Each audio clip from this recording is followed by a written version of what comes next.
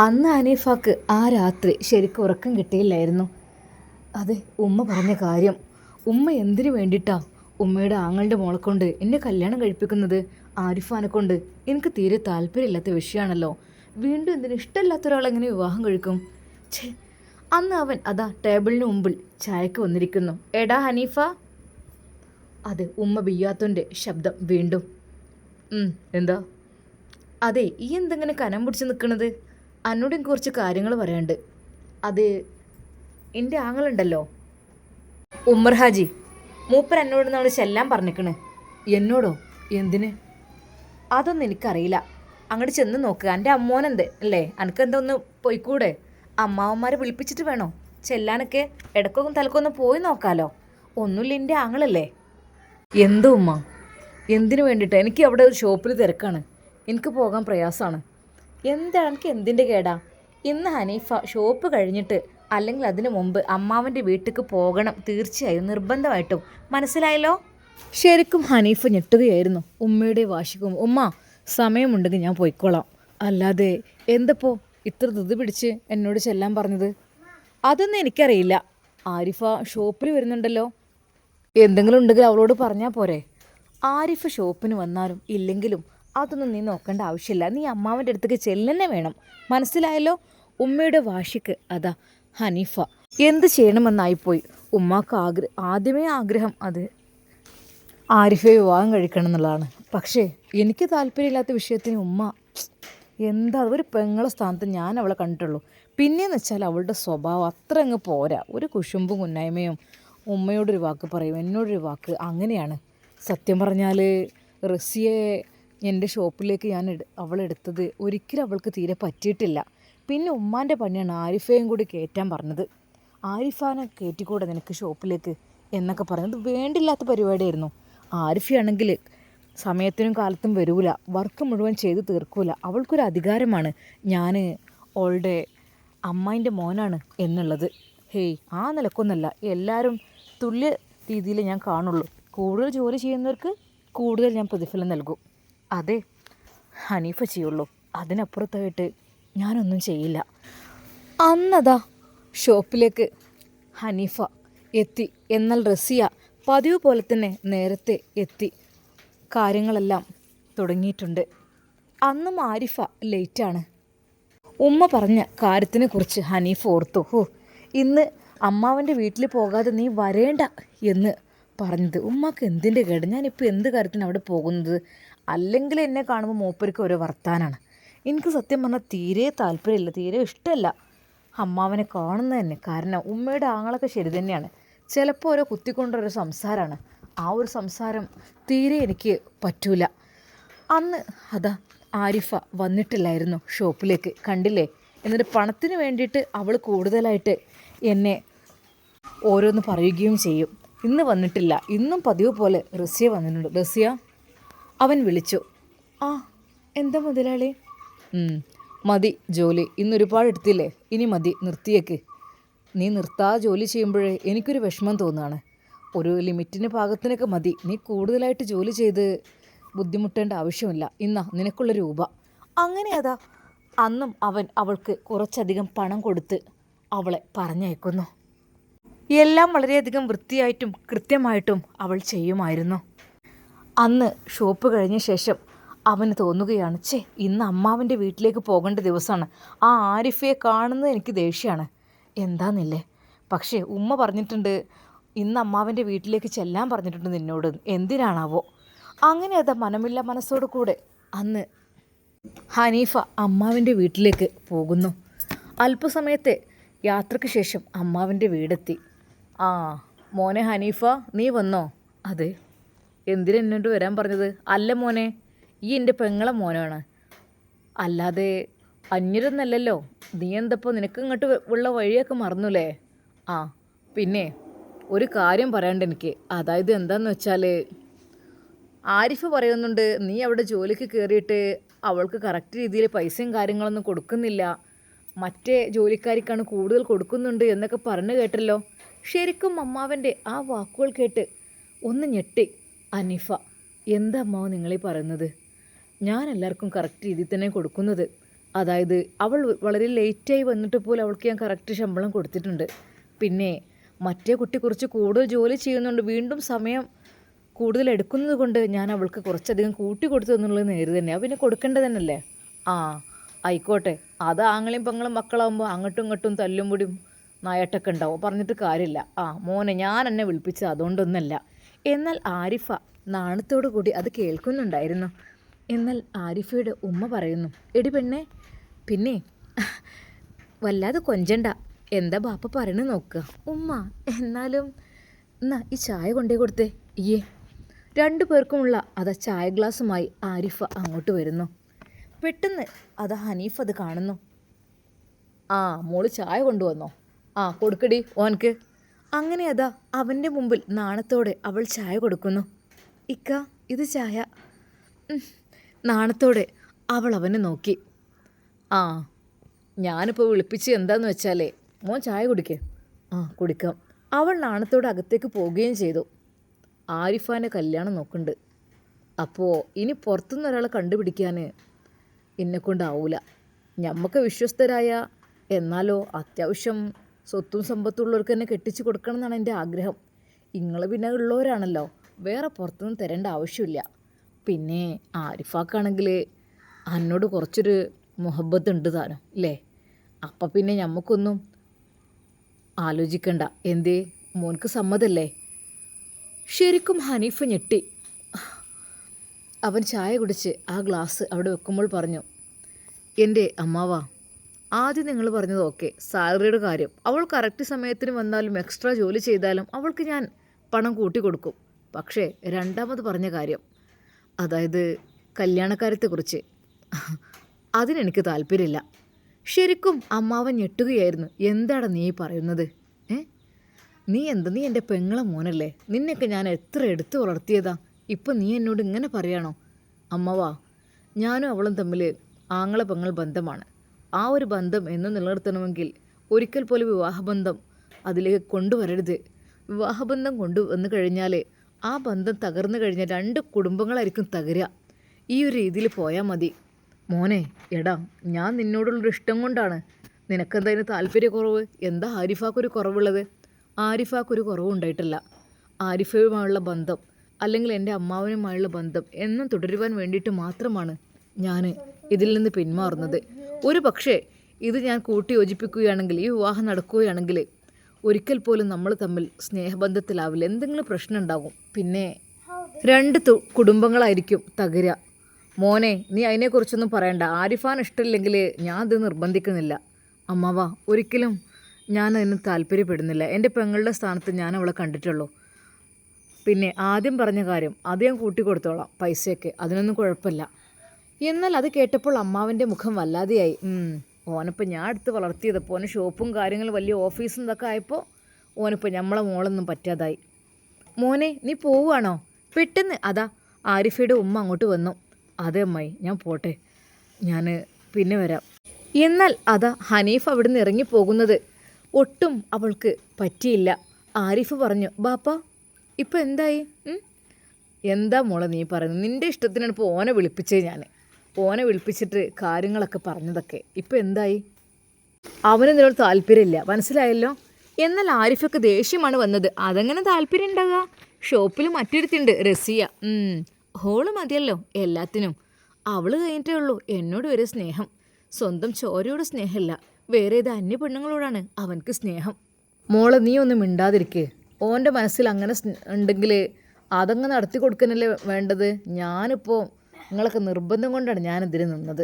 അല്ലാതെ ഒരിക്കൽ പോലും എൻ്റെ പെങ്ങളെ മോനെ കൊണ്ട് കെട്ടിക്കണം എന്ന് എനിക്ക് വലിയ പൂതൊന്നുമില്ല. എൻ്റെ ഉമ്മാൻ്റെ ആഗ്രഹവും എൻ്റെ ആഗ്രഹമാണ്. ശരിക്കും അതാ അമ്മാവൻ അതിൽ നിന്ന് പിന്മാറുവാൻ വേണ്ടി ഒരുങ്ങുന്നു. എന്നാൽ ആരിഫക്ക് നല്ല ദേഷ്യമാണ് വന്നത്. എന്താന്നില്ലേ, സ്വന്തം അമ്മാവൻ്റെ മകളെ വേണ്ട, ഷോപ്പിൽ പണിക്ക് നിൽക്കണ ആ ഒരു പാവപ്പെട്ട മിസ്കീനെ തന്നെ പറ്റുള്ളൂ അവൻക്ക്, അല്ല പിന്നെ. എന്നാൽ ഈ സമയം ഹനീഫ അതാ വീട്ടിലേക്ക് കയറി ചെല്ലുന്നു. ഉമ്മ, എന്തായി മോനെ പോയിട്ട്? എന്താ ഉമ്മ, ഞാൻ പോയി വന്നു. എന്തിനാ മോനെ വിളിപ്പിച്ചത്? അത് എന്താടാ, എന്താ പറഞ്ഞത് അമ്മാവന്? അവർക്ക് സുഖം തന്നെയല്ലേ? സുഖമൊക്കെ തന്നെയാണ്. എന്താ പറഞ്ഞത്? എന്തിനാ ഉമ്മ? നിങ്ങൾ എന്തെങ്കിലും അവരോട് പറഞ്ഞിരുന്നോ? എന്ത്? അല്ല, കല്യാണക്കാര്യത്തെക്കുറിച്ച് എന്തെങ്കിലും? ആ, എന്ത് കല്യാണക്കാരോ? ആ, അവരിങ്ങനെ പറഞ്ഞു എന്നോട് കല്യാണക്കാര്യത്തിനെ കുറിച്ചൊക്കെ. ഉമ്മ, അമ്മാവന് താല്പര്യം ഞാൻ ആരിഫെ വിവാഹം കഴിക്കണമെന്ന് എന്നോട് ചോദിച്ചു. നിനക്ക് പറ്റുന്നുണ്ട് വിവാഹം കഴിക്കാൻ, നമുക്ക് നടത്തില്ല. ഞാൻ പറഞ്ഞു നടക്കൂല. അത് കേട്ട് അതാ ഉമ്മ ഞെട്ടി. എന്താണ് നീ പറഞ്ഞത്? അതെ ഉമ്മ, നടക്കൂല എന്ന് പറഞ്ഞു. എനിക്കൊട്ടും താല്പര്യമില്ല. എന്തിനാണ് ഈ ആവശ്യമില്ലാത്തതിന് വെറുതെ? ഞാൻ പറഞ്ഞില്ലേ, ആരിഫെ ഞാനങ്ങനെ കണ്ടിട്ട് പോലുമില്ല. പിന്നെ ആരാടാ എനിക്ക് വേണ്ടത്? ആ ഷോപ്പിൽ പണിക്ക് വരുന്ന ആ ദരിദ്രവാസിയാണോ നീ കെട്ടാൻ പോകുന്നത്? ഉമ്മ, പണവും സ്വത്തൊക്കെ തരുന്നത് പഠിച്ച റബ്ബാണ് എന്ന് കരുതിയിട്ട് ദരിദ്രവാസി, മിസ്കീൻ എന്നുള്ള വാക്കുകൾ എന്തിനു വേണ്ടിയിട്ടാണ് ഉപയോഗിക്കുന്നത്? ഒരാവശ്യമില്ലാതെ പാവം പെൺകുട്ടികളെ അങ്ങനെയൊന്നും പറയാൻ പാടില്ല. ആയിക്കോട്ടെ, കുഴപ്പമില്ല. എൻ്റെ ആങ്ങളോട് ഈ അങ്ങനെ തീർത്ത് പറഞ്ഞിരിക്കണമെങ്കിൽ നീ റസിയാനെ തന്നെ കെട്ടിക്കോ. പക്ഷേ പെണ്ണ് കാണാൻ ഞാൻ പോയിക്കോളാം. നീ കണ്ടതല്ലേ റസിയാൻ്റെ വീട്ടിലേക്ക് കല്യാണം. എനിക്ക് ഇനി ഒരു മോനും കൂടി വരാനുണ്ട്. അപ്പോഴേക്കും നിൻ്റെ കല്യാണം ആദ്യം കഴിക്കണം. ഇനി ജമാൽ വരുമ്പോഴേക്കും നമുക്ക് അടുത്ത് നല്ല ഞാൻ പണക്കാരികളുടെ വീട്ടിൽ നിന്ന് സെലക്ട് ചെയ്തോളാം. നിനക്ക് ഈ പാവപ്പെട്ട കൂതറകളുടെ വീട്ടിൽ നിന്ന് തന്നെ പറ്റുള്ളൂ അല്ലേ? ആയിക്കോട്ടെ, അങ്ങനെ ആയിക്കോട്ടെ, ഒരു കുഴപ്പമില്ല. എന്നാൽ അഡ്രസ്സൊക്കെ ഞാൻ പോയിക്കോളാം ഓളെ വീട്ടിലേക്ക്. അല്ല പിന്നെ പെണ്ണ് കാണാനേ. ഉമ്മ എന്തോ ഒരു വാശിയും വൈരാഗ്യമുള്ള പോലെയാണ് സംസാരിച്ചത്. എന്നാൽ അവൻ പറയുന്നു, ഉമ്മ നിങ്ങൾ നല്ല സന്തോഷത്തോടുകൂടി പോയാൽ മതി. കാരണം വെറുതെ നിങ്ങൾ എന്താടാ എൻ്റെ കല്യാണം അന്വേഷിക്കാനും അതിനെക്കുറിച്ച് നോക്കാനൊക്കെ ഞാൻ തന്നെയാണ് പോകുന്നത്. എൻ്റെ പെറ്റ തള്ള. അതിനെനിക്ക് വിരോധമൊന്നുമില്ലല്ലോ. ഇല്ല, ഉമ്മ പോയിക്കോളൂ. എന്താ എനിക്ക് കാണുന്നുണ്ടോ? ആ, എനിക്ക് പിന്നെ കാണേണ്ട ആവശ്യമില്ലല്ലോ, എന്നും ഡെയിലി അവിടുന്ന് കാണില്ലല്ലേ, അതുകൊണ്ട് പിന്നെ കുഴപ്പമില്ലല്ലോ.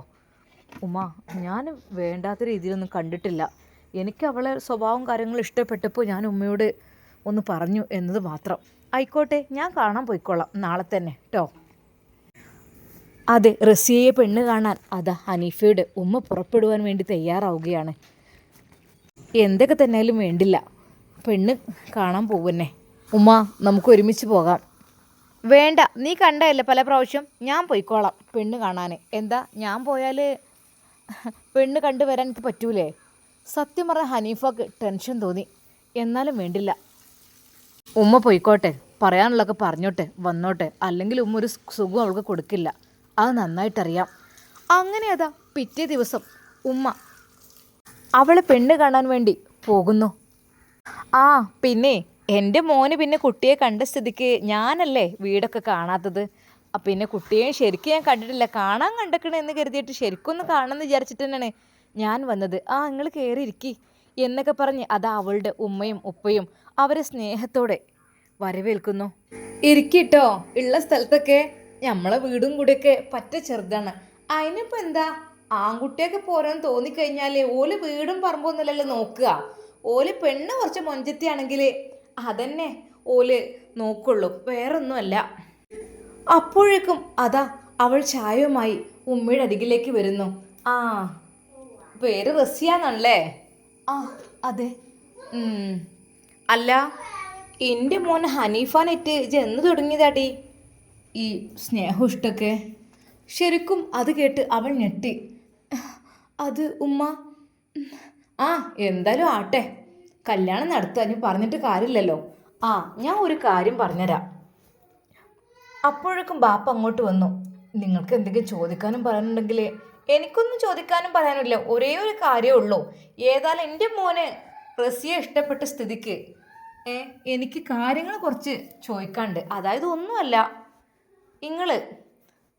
ഞങ്ങളെ തറവാടിനനുസരിച്ചുള്ള പണ്ടും പൈസകൾ തരണം. സ്ത്രീധനമായിട്ടൊരു സംഖ്യ വേണം, നല്ലോണം സ്വർണം വേണം. അതെനിക്ക് പറയാനുള്ളത്. അല്ലാതെ അങ്ങനൊന്നും ഞങ്ങളെ തറവാട്ടിലേക്ക് ആരും കെട്ടിക്കൊണ്ടാൻ ഞങ്ങൾക്ക് ധാരണയില്ല. ശരിക്കും അത് കേട്ടപ്പോൾ ആ പിതാവ് ഞെട്ടി.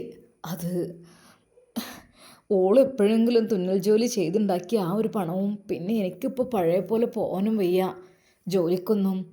ഓളെ കാതിൽ കമ്മലും കൈകളിൽ 2 വളയും മാല എങ്ങനെങ്കിലും ഞാൻ ഒപ്പിച്ച് തരാൻ വേണ്ടി നോക്കാം. അല്ലാതെ എന്നെക്കൊണ്ട് കഴിയൂലല്ലോ. അത് പറഞ്ഞിട്ടൊന്നും കാര്യമില്ല. മോൾക്ക് 50 പവൻ സ്വർണം വേണം. പിന്നെ അതുമല്ല 5 ലക്ഷം രൂപയും വേണം. എന്നെങ്കിലും മാത്രമേ ഓള് ഞങ്ങൾ കെട്ടിക്കൊണ്ടുപോവുള്ളൂ. അതും ചുരുങ്ങിയതാണ്. എൻ്റെ വീട്ടിലേക്ക് തറവാട്ടിലേക്ക് വരുന്നവരൊക്കെ 100-200 പവനുമായിട്ടാണ് വന്നത്. നിങ്ങൾ കുറച്ച് പാവങ്ങളായതുകൊണ്ട് ഞാൻ കുറച്ച് നിങ്ങൾക്ക് എളിമ തരുന്നുണ്ട്, മനസ്സിലായല്ലോ.